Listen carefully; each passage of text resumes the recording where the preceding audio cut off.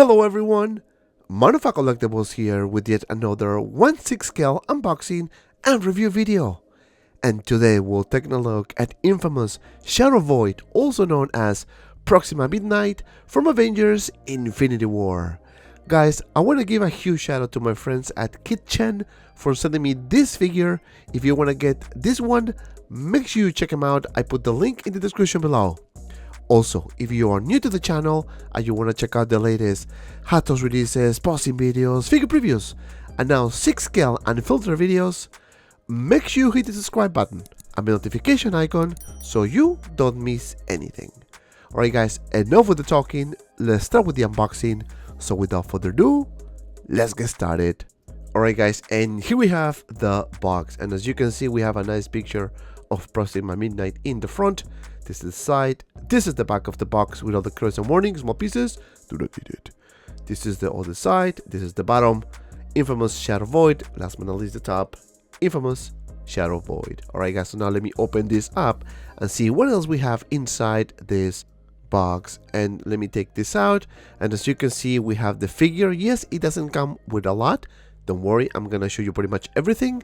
Let me remove the plastic, and this is how you see the figure in the packaging. So here we have the figure, we have only 4 hands, underneath we have another tray. So now let me take everything out and take a closer look at the accessories.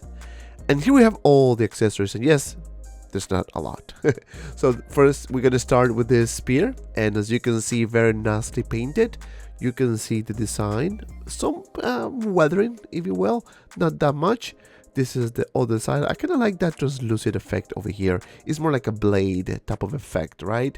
It does look nice, right? You know, very simple. I think it will do the job just fine. This is the other side, and very pointy, so just be careful. It's plastic, so just, you know, handle it with care so you don't break it. Now then we have this base, very plain and simple, really nothing new. You can see there is no name tag because it's an unlicensed third-party figure. This is the front end, that's basically it for the base. And then we have only 4 hands. Yes, 4 hands. As you can see, we have this 2 here, nicely sculpted. And yes, they are a bit too small compared to the figure, but don't worry, I'm gonna show you everything.